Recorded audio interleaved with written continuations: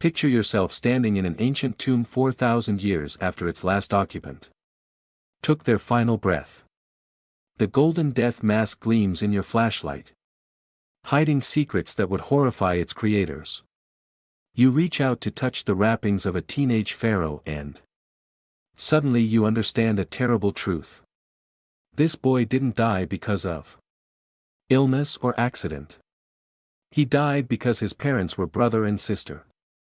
His grandparents were brother and sister. His great-grandparents were brother and sister. Every breath he took was a struggle against the genetic poison flowing through his veins. Imagine growing up knowing you're a living god, but your body betrays you every day. Your spine curves painfully. Your jaw won't close properly. You need a walking stick at age 16. Palace servants whisper about the curse that follows your bloodline like a shadow. You don't understand genetics that science won't exist for thousands of years. But you know something is terribly wrong with your family. Your parents, your grandparents, everyone you've ever known believes that keeping your blood pure is worth any price. They see your suffering and call it divine. They watch children die in infancy and praise the gods' mysterious ways. They've created a living hell and named it paradise. What if I told you this wasn't fiction? What if I told you that the most powerful people on earth, the pharaohs of ancient Egypt, spent 3,000 years systematically destroying themselves through genetic isolation? They believed their blood was divine, too precious to mix with mortals. Instead, they created a laboratory of human suffering that would echo through history. Before we descend into these golden tombs to uncover the truth about Egypt's most tragic rulers, let me know in the comments where you're watching from. We're about to travel together through 3,000 years of suffering. And I find it incredible that people from across the world can witness these ancient tragedies together. 2. Why pharaohs married their sisters. Understand how the most powerful people on earth became victims of their own making. We must journey back to the beginning of Egyptian civilization. The pharaohs didn't set out to destroy themselves. They thought they were preserving something sacred. They believed their blood was different, divine, a gift from the gods themselves. That must never be contaminated by mixing with mortal lineages. Picture the first pharaoh who decided his sister was the only woman worthy of his bed. He looked at his subjects, farmers, craftsmen, ordinary people, and felt revulsion at the thought of his divine essence mixing with their common blood. His priests nodded approvingly. His advisors calculated the political advantages. No one considered the price his children would pay. The logic seemed flawless at the time. Pharaohs weren't just kings. They were living gods, the earthly embodiment of Horus, divine descendants of Ra himself. How could a god marry a mortal? How could divine blood be diluted with human weakness? The answer to every priest and advisor in the palace was obvious. Gods must marry gods. Brothers must marry sisters. The bloodline must remain pure. What began as religious conviction became cultural obsession.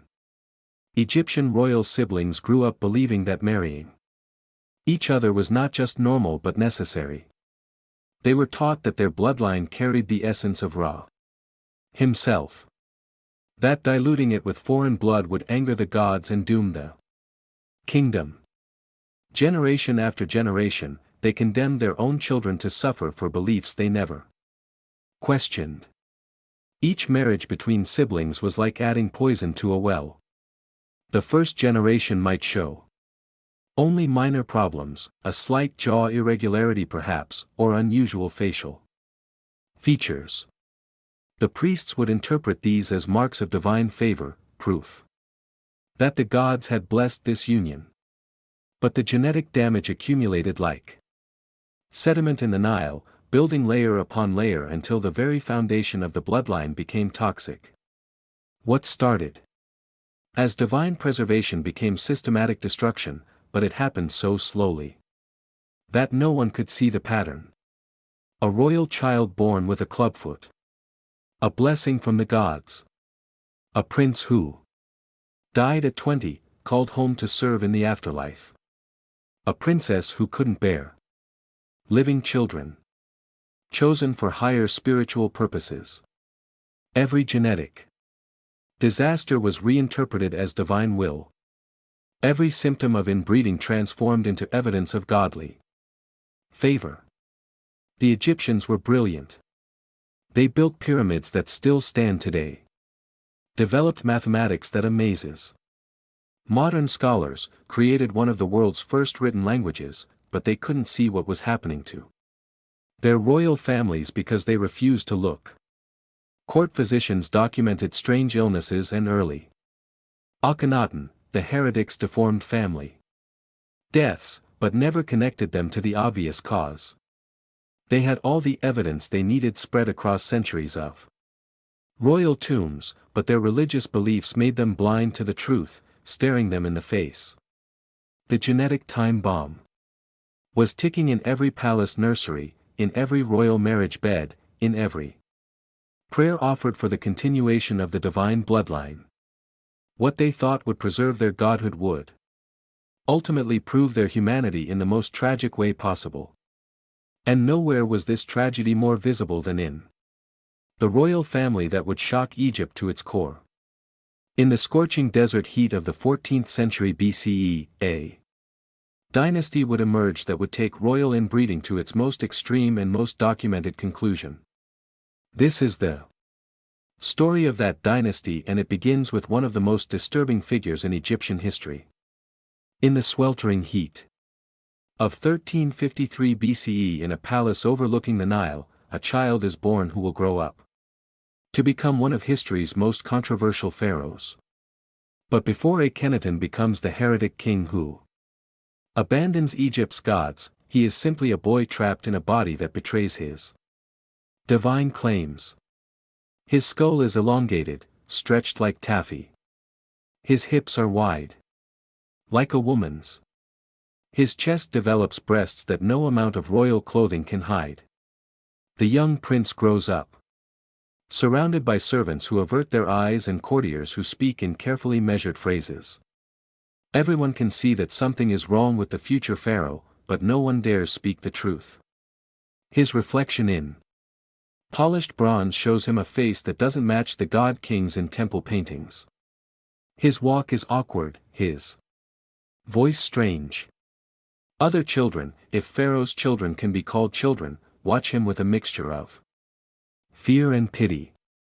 The palace becomes a theater of whispered conversations and averted gazes. Servants learn to look past his unusual proportions.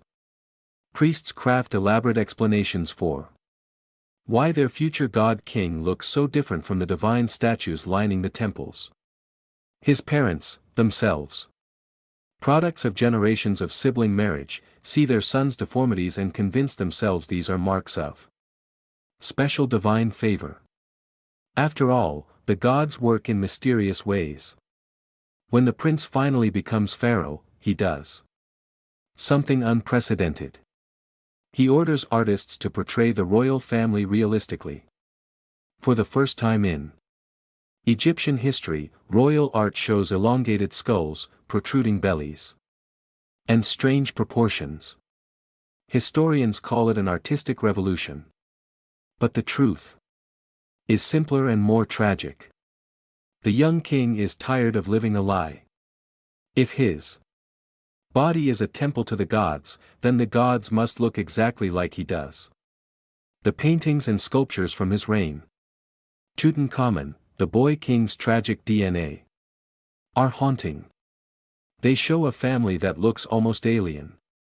Elongated heads, feminine curves on male bodies, children with the same disturbing proportions as their parents.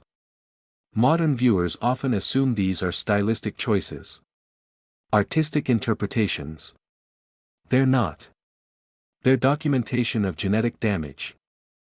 So severe that even royal propaganda couldn't hide it anymore. The heretic.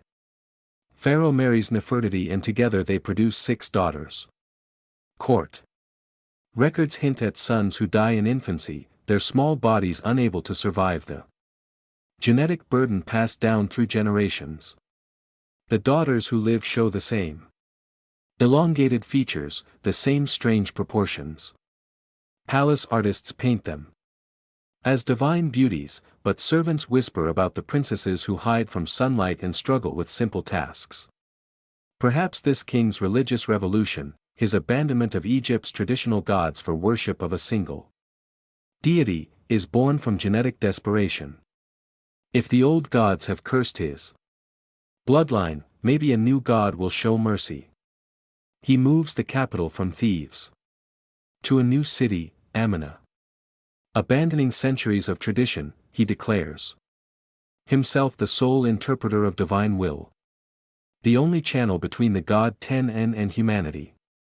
But even a new god cannot fix genes that have been poisoned for generations. The move to Ammana becomes an exercise in royal isolation. The new capital is built in the desert, far from the traditional power centers of Egypt. The royal family lives in splendid genetic isolation, producing art that documents their deformities while pretending they represent divine perfection. The revolutionary pharaoh dies young, as do most men in his family line. His religious revolution dies with him, abandoned by successors desperate to return to traditional ways. The new capital is deserted, its buildings crumbling under the desert sun. His name is chiseled from monuments, his memory condemned by the very priests whose gods he had abandoned.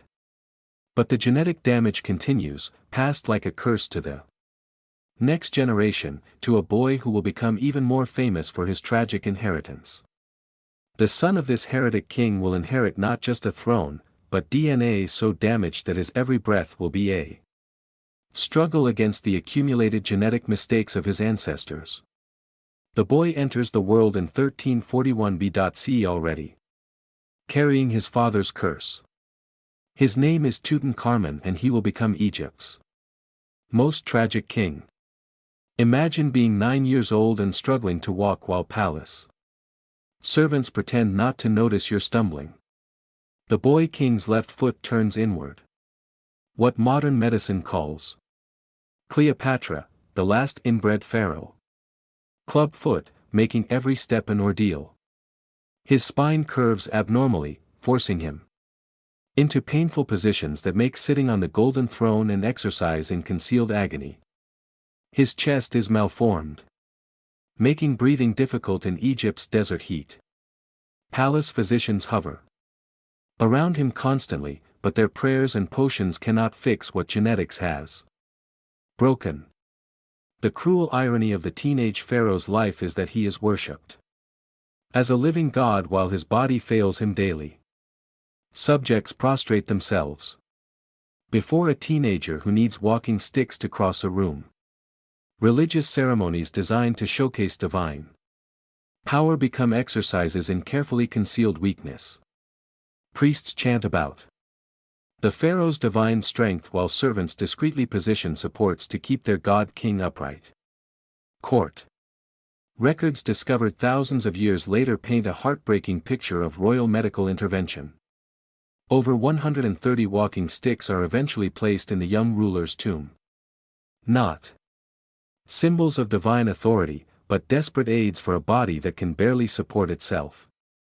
Some are simple canes, others are elaborate golden staffs, but all serve the same purpose: helping a crippled god king maintain the illusion of divine perfection. The divine child grows up in golden isolation, surrounded by luxury, but starved of genuine human connection. Other children are kept away, partly for his protection, partly to hide his condition from prying eyes. His wife, Enkamun, is also his half-sister, carrying the same genetic burden that makes their marriage not just incestuous, but practically guaranteed to produce damaged offspring. there. Attempts to have children result in miscarriages and stillbirths. Tiny mummies found buried with them. Silent. Witnesses to genetic incompatibility. The psychological torture of Egypt's tragic prince cannot be overstated. He grows up surrounded by temple walls covered with images of strong, perfect pharaohs, his ancestors supposedly. Though he must wonder why he looks nothing like them. Court artists tasked with creating his official portraits face an impossible challenge. How do you make a genetic catastrophe look divine? They solve it by avoiding realism entirely, creating stylized images that bear little resemblance to the broken boy on the throne. Palace physicians document the broken pharaoh's condition with meticulous care, creating what modern scientists recognize as the world's first detailed study of inbreeding effects. They catalog his bone deformities, his immune deficiencies, his hormonal abnormalities. They note his frequent illnesses, his difficulty healing from minor wounds, his struggle to gain weight despite royal abundance. What? The science behind royal genetic damage. They cannot understand is that they're documenting the inevitable result of centuries of genetic isolation. At 19, the young king's immune system finally surrenders. A simple case of malaria. The kind that healthy people survive, becomes fatal for a body weakened by genetic damage. As he lies dying in his golden palace, burning with fever that his compromised immune system cannot fight. Perhaps he understands what his physicians cannot. That his suffering was not divine will, but the inevitable result of choices made by ancestors who valued political purity over human health. The boy pharaoh dies young and is buried quickly, forgotten by history until Howard Carter discovers his tomb. In 1922. The very genetic damage that made his life a misery also makes him famous. His early death preserves his tomb intact for modern archaeologists. In 2010, DNA analysis finally reveals the truth his court physicians documented but could never understand. He was the product of sibling incest, a victim of royal policies that treated human beings as breeding stock for political convenience. You might think that Tutankhamun's death would have taught Egypt a lesson about the price of genetic isolation. You might hope that witnessing such obvious genetic catastrophe would make future rulers question the wisdom of sibling marriage. But power has a way of making people forget inconvenient truths. And the allure of pure bloodlines proved stronger than the evidence of their dangers. The story doesn't end with Tutankhamun's death. Instead, it continues across centuries, across dynasties, across the rise and fall of entire civilizations. Because 12,200 years later, in the dying light of Egyptian independence, foreign conquerors would look at the same temple walls that had inspired Akhenaten's family, read the same religious texts that justified royal inbreeding, and decide to repeat the experiment that had already destroyed so many lives. This is exactly what happened when Alexander the Great's empire shattered and his general Tali claimed Egypt as his prize. 1,200 years after Tutankhamun's tragic death, Egypt falls to Alexander the Great, when Alexander dies in 323 BCE. His general seizes the throne and makes a catastrophic decision. Surrounded by Egyptian temples depicting divine pharaohs married to their sisters, the Macedonian conqueror decides this must be the secret to maintaining power. He doesn't understand that he's about to repeat Egypt's greatest genetic mistake. The foreign rulers aren't Egyptian. They're Macedonian Greeks who view themselves as superior to the people they rule. But they're also practical politicians who understand that Egyptian subjects expect their pharaohs to follow divine tradition. So the dynasty's founder establishes a system where brothers must marry sisters generation after generation, creating what will become the most concentrated experiment in royal inbreeding in human history. Picture the palace conversations that must have taken place as each generation of royal children grew up knowing their fate. The psychological horror of this system cannot be overstated. These weren't distant arranged marriages with foreign royalty, but intimate family relationships twisted into reproductive obligations. For 300 years, the Macedonian rulers perfect the art of genetic isolation. The family tree becomes a ladder with the same names repeating endlessly. The founder marries his sister. Their son marries his sister. Their children repeat the cycle without variation. By the time the dynasty ends, the royal bloodline has become so concentrated. How this pattern shaped history. That family members are simultaneously cousins, siblings, parents, and children to each other in an impossible tangle of genetic relationships. By the time the legendary queen is born in 69 BCE, the experiment has run for 250 years. Her family tree shows the horrifying result. The same names appearing over and over as brothers marry sisters in an endless cycle. Royal heir marries royal heir. Their children marry each other. Generation after generation, repeating the pattern that the Macedonians learned from studying ancient Egyptian practices. The myth of the last pharaoh as a ravishing beauty is probably just that, a myth. After 250 years of intensive inbreeding, she likely inherited the physical characteristics that marked all royal rulers of her line.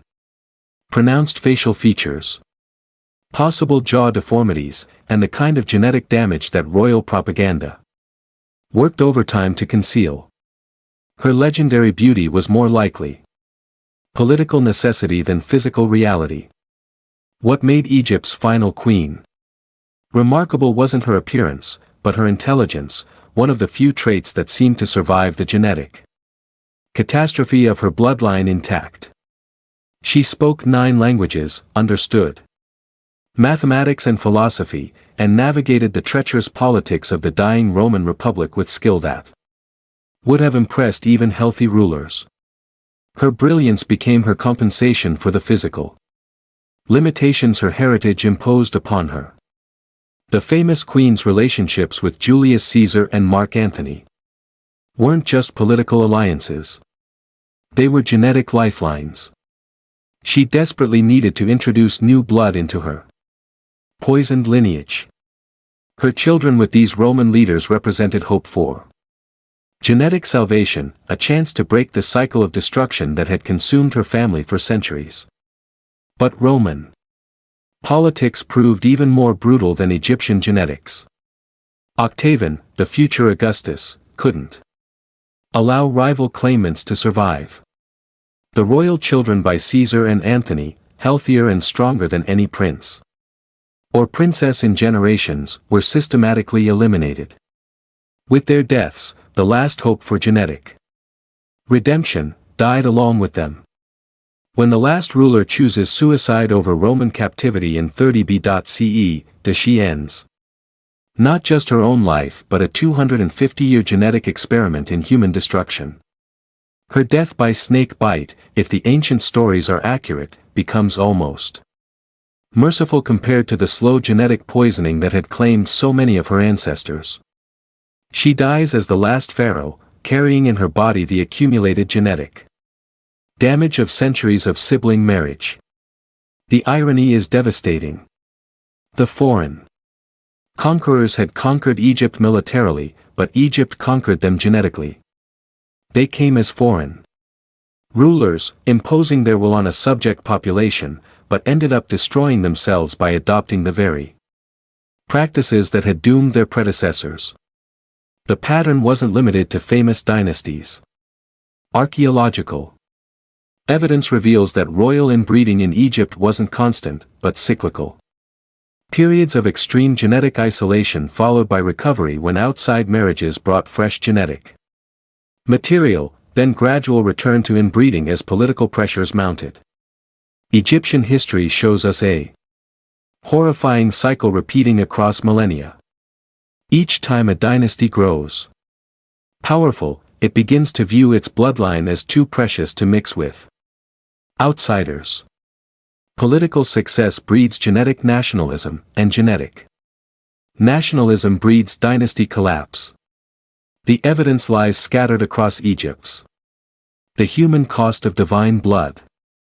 Royal tombs, documented in mummy after mummy, showing the telltale signs of inbreeding damage. Even in Egypt's earliest dynasties, we find evidence of occasional sibling marriage among pharaohs. Tomb inscriptions and royal genealogies hint at the practice during the pyramid building era, though not as systematically as later periods. The genetic foundation for future disasters was being laid stone by stone, burial by burial, marriage by marriage. After the Old Kingdom's collapse, Middle Kingdom pharaohs often married foreign princesses, bringing fresh genetic material into royal bloodlines. 4. Several centuries, the practice of sibling marriage nearly disappeared. Royal children during this period show fewer signs of genetic damage in their mummified remains. Egypt prospered politically and its royal genetics recovered accordingly. But power breeds arrogance, and success breeds genetic nationalism. By the New Kingdom period, pharaohs like Akhenaten's family had returned to extreme inbreeding. The Ammona period represents perhaps the most concentrated example of sibling marriage outside the later Ptolemaic dynasty. The artistic evidence from this era, those elongated skulls and unusual proportions, documents genetic damage in real time. After the Ammona collapse, later dynasties again turned to foreign marriages for political alliances. 4. Centuries, Egyptian pharaohs married Nubian, Libyan, and Near Eastern royalty. The genetic diversity improved and so did dynasty stability. Royal mummies from this period show healthier bone structure, longer lifespans, and fewer obvious deformities. But when the Ptolemies arrived, they brought their own obsession with bloodline purity, creating the final and most extreme chapter in Egypt's genetic tragedy. Each cycle taught the same lesson. Genetic diversity brings strength. Isolation brings destruction. Yet each new dynasty seemed doomed to repeat the mistakes of their predecessors. As if the very power of ruling Egypt carried with it an irresistible urge toward genetic self-destruction. These repeated mistakes weren't just political failures. They were human tragedies played out in palace bedrooms and royal nurseries. To truly understand what this genetic self-destruction actually meant, we must imagine what their daily lives felt like. Modern genetics helps us understand their conditions. But the human experience remains heartbreakingly real across the millennia. Picture waking every morning in a palace of gold and marble, surrounded by servants who call you divine, but your spine screams with pain before your feet touch the floor. Your jaw aches from the simple act of eating breakfast.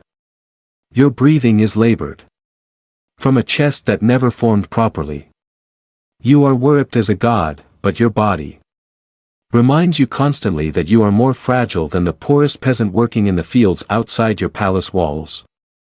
Royal children grew up understanding they were different, but not why. They couldn't play with normal children, couldn't form genuine friendships, couldn't escape the golden prison of their bloodline.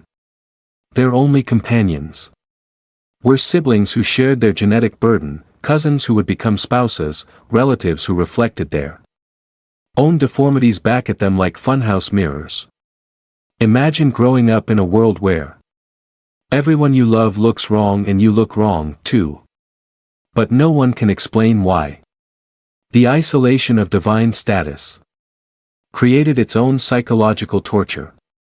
These children lived in magnificent palaces, but were prisoners of their own genetics. They had access to the finest food, but their malformed jaws made eating painful. They owned libraries of scrolls, but many struggled with the learning difficulties that often accompany inbreeding. They were surrounded by luxury, but luxury cannot fix bones that grow crooked or hearts that struggle to pump blood through damaged vessels. As these royal children, elongated skulls, the protruding jaws, the strange proportions that marked their bloodline. They noticed that royal infants died more often than common as babies. They realized that their divine bloodline was actually a curse, but religious and political necessity demanded they perpetuate it with their own children. For royal women especially, every pregnancy became a gamble with death. Would this child be born alive? Would it survive its first year? Would it be so deformed that even royal propaganda couldn't hide the truth? Palace records hint at the psychological toll this took. Royal mothers who retreated from public life after multiple pregnancy failures. Queens who refused to appear at religious ceremonies. Women who sought comfort in wine and opium to numb the pain of watching their children die. Modern genetics explains what the ancient world could never understand. When siblings reproduce, their children have a 25% chance of inheriting 2 copies of any recessive gene. In a healthy, genetically diverse population, harmful recessive genes are rare and usually masked by normal copies inherited from unrelated parents. But when generation after generation of siblings marry siblings, these harmful genes accumulate and compound like interest on a debt that can never be repaid. The visible evidence was everywhere, documented in art and preserved in mummies. The characteristic jaw deformities that we see in Egyptian royal portraits weren't artistic choices. They were genetic reality becoming impossible to hide. Elongated skulls, unusual facial features, and physical deformities that artists portrayed as divine attributes were actually genetic defects becoming more pronounced with each generation of inbreeding. But the invisible damage went much deeper. What ancient art couldn't show were the internal problems.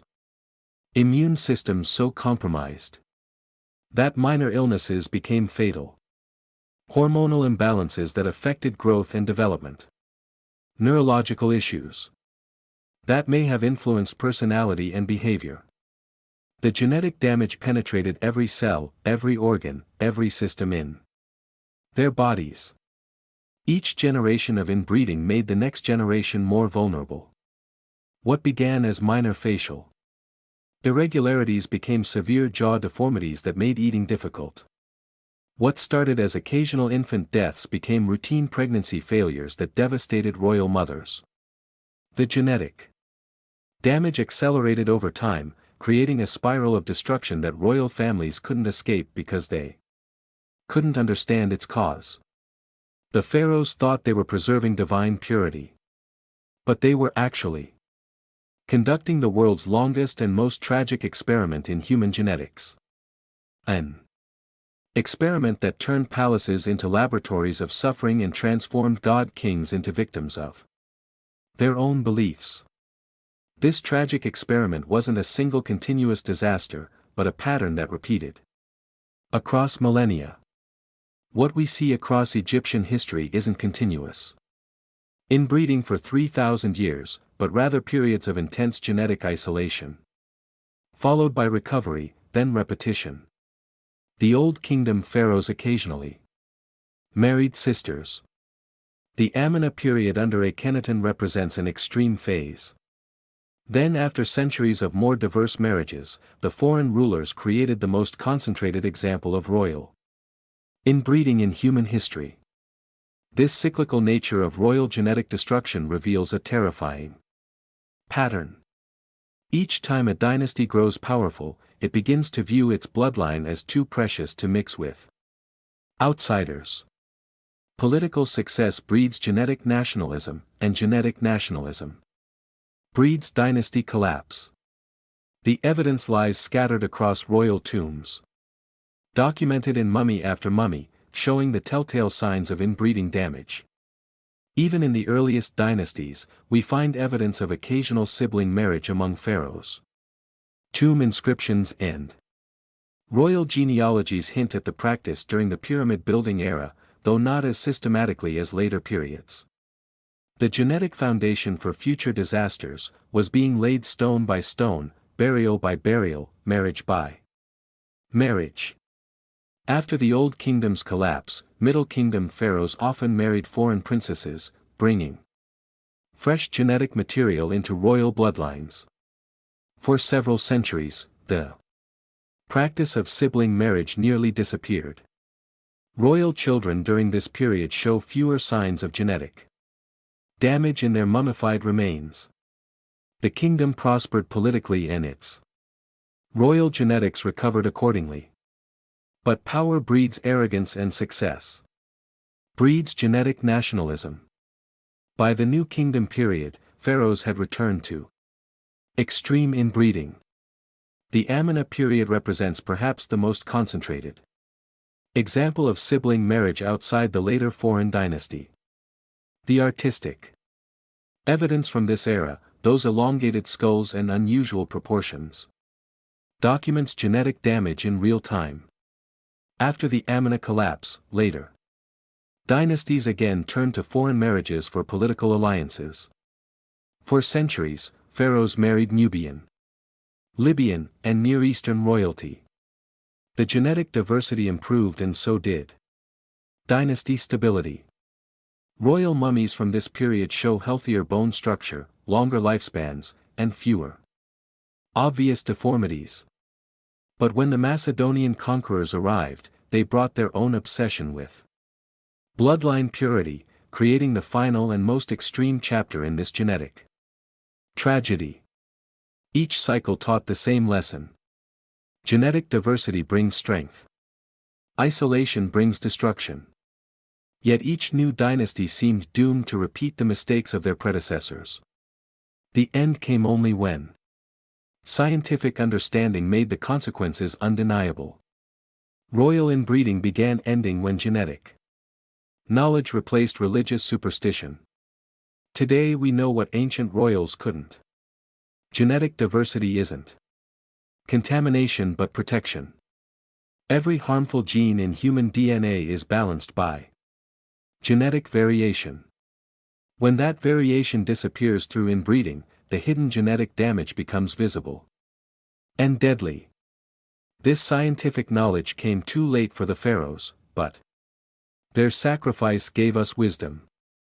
Come back with me now to that golden tomb where we began this journey. Look again at Tutankhamun's death mask, but this time see past the divine symbolism to the human tragedy beneath. This wasn't just art. It was a desperate attempt to hide the genetic reality of a boy whose every breath was a struggle against the accumulated mistakes of his ancestors. If these ancient pharaohs could speak to us across the millennia, what would they say? Perhaps the heretic king would warn us about the price of religious fanaticism. Maybe the boy pharaoh would plead for others to value human health over political purity.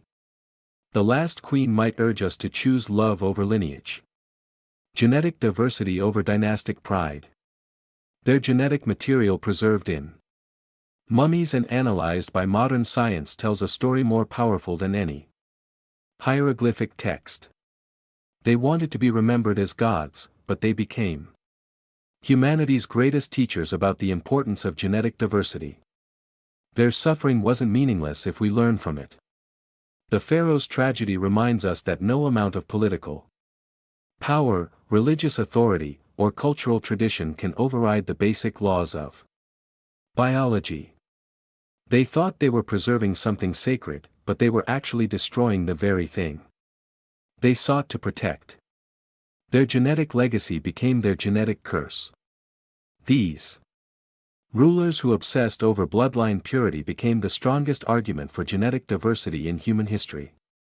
Their mummies studied by scientists have taught us more about genetics than any textbook. Their pain became our knowledge. Their suffering our wisdom. As we leave their tombs and return to our modern world, we carry their stories with us. We remember them not as divine Kings and queens, but as human beings who deserved better than the fate their genetics and culture conspired to give them.